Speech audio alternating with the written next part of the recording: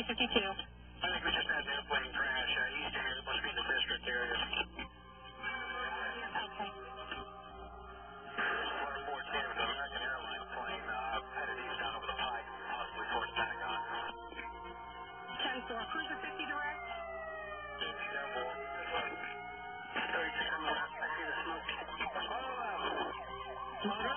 11. Motor 11 direct. Keep all traffic on 1 Adam restricted until further notice. Units responding for the report of the plane crash. Advise on 1 Adam. 1 to 3 other units. Standby response there unless cruiser 50 notifies others. Cruiser 50. 10-4. Is that enough units to respond for now, or do you request additional? 10-4. Hi, I'm Diane Kresh, Director of Arlington County Public Library. I'm joined today by Patrick Creed, who is one of the co-authors of a very important book on the Pentagon during 9/11. The book is called Firefight, Inside the Battle to Save the Pentagon on 9/11. Welcome, Patrick, and we'd like to talk about the book this afternoon. It's an extraordinary book. I just started it over the weekend, and it's a really gripping story. How did you start to do the research and actually tell the story that you and Rick Noman have done? Well, I'm a resident of Arlington when I was younger. I grew up here, went to Wakefield High School, and had read a lot about the firefighters in New York. I'm a firefighter back in the Philadelphia area, a volunteer. And driving by the Pentagon to visit my parents when they were demolishing a section of the building, this was probably in November 2001, I was amazed at how large a section of the building they were tearing down. It was just immense. And I had no idea the fire was so big. And I started to go around and visit Arlington County firehouses and just knock on the doors and say, was anyone here at the Pentagon on 9/11? And I started hearing more and more stories and meeting firefighters who were old friends who I didn't realize were now working with the department. And the story was amazing, and I was shocked that nobody knew what had happened at the Pentagon. There was nothing written on it, no other books, and decided that I really needed to tell the story. Now, this is truly an Arlington story, and the focus is really on the firefighters, but who are the other people that were involved to help save the Pentagon? What's really important is to know that Arlington County as a whole did a phenomenal job responding to this emergency. This was far beyond the scope of anything that ever happened in Arlington before, from the county managers and the support services, the police, the Arlington sheriffs, the jail, even an electrician from the schools. They all worked together. The fire department was the tip of the spear. They were actually down fighting it, but they could not have done it alone. And Ron Carley and the rest of the Arlington County staff did just an amazing job. I wish we could have put all of them in the book as well, but we took the focus of the fire department. But in no way should that diminish the contributions from the rest of the county and the way they all responded on September 11th. Now, when we were talking before the interview, you described Arlington, and you said Arlington got it right, the smallest municipality in the United States, and yet it dealt with a disaster where no emergency personnel were lost, nothing really bad happened. They handled the event in an extraordinarily quick and responsive and efficient time. You want to talk a little bit about that? Well, I wouldn't say nothing bad happened. Nothing overly tragic happened when they were there. It was still, there was a lot of, it was a chaotic scene. You ever ask a firefighter, the last fire you went to, was it well-run, organized? And it's always a little bit chaotic. You're never ready. The call comes when it happens. You don't have any time to prepare. You better be ready when the buzzer goes off. But Arlington County did get it right. They had prepared Chief Plogger, who was chief before, Chief Schwartz now. In 1995, there was the sarin gas attack in Tokyo, Japan, and by a doomsday cult. Chief Plogger brought in all his chief officers from the fire department and said, if this happened in Arlington today, how would we do? And his battalion chiefs very honestly said, we would not do very well.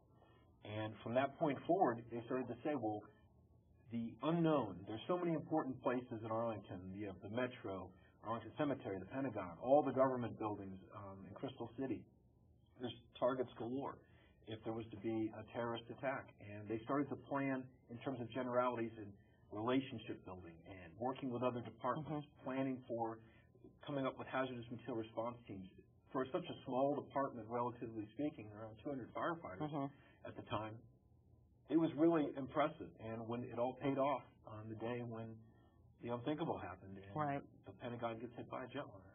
One of the things I was struck by in the book in addition to the personal stories, was the fact that the Pentagon continued to try to function even on 9/11. I mean, Rumsfeld himself, I think, stayed in the building for many hours while the separate command was being set up.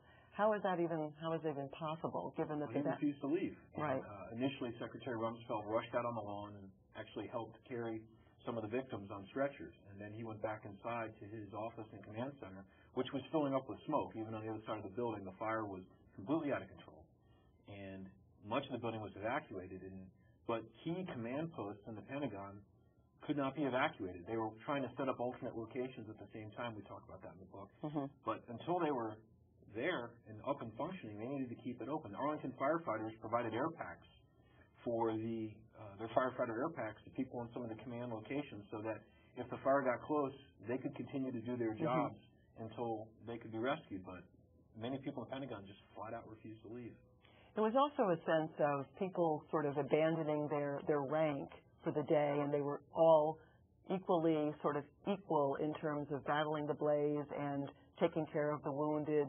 So it seemed like it was the camaraderie and esprit de corps really rose to the surface rather than people's rank, generals reporting to captains and things like that. Was that some of the things that were discussed when you did the oral interviews, that people felt like they were really pulling together for a common cause? Well, there were many people who pulled together. There also was the ability of people, like you said, to an example is Chuck Gibbs, Captain Chuck Gibbs with the Arlington County Fire Department. He's a captain, but he's one of the more experienced firefighters in the entire department. He never wanted to really be a battalion chief, I think, and liked what he was doing. He's a fire technician. He really knows his trade. When he arrived, Chief Cornwell and then Chief Schwartz put him in charge of one of the divisions, right where the plane had struck, and he ran that for most of the day, even though there were senior officers all around, because he was the most competent person who was there. He had it under control. And rather than saying, I'm higher ranking than you, get out of the way, people from other departments even recognized, he's not a shy person to start with, and very quickly established command. But yeah, generals came up, a 3-star general came up to Captain Gibbs and said, what do you need from me? And he put him to work right there. You need to get these other people away from the building. You need to give me some support. And all that came together. There were some people some other departments that did not want to follow the command team. And so initially there was some controversy. I wish I could say that on 9/11 everyone came together and did what they were supposed to do. But just like life, there were some departments that actually made it a little bit hard the first day, and they had to deal with that, and Chief Schwartz and Fogger overcame that as well. Right. It is a great opportunity here this afternoon for me to introduce some of the men and women who were on the front lines during the incident yesterday that obviously has had a major impact not only in this region but in the nation.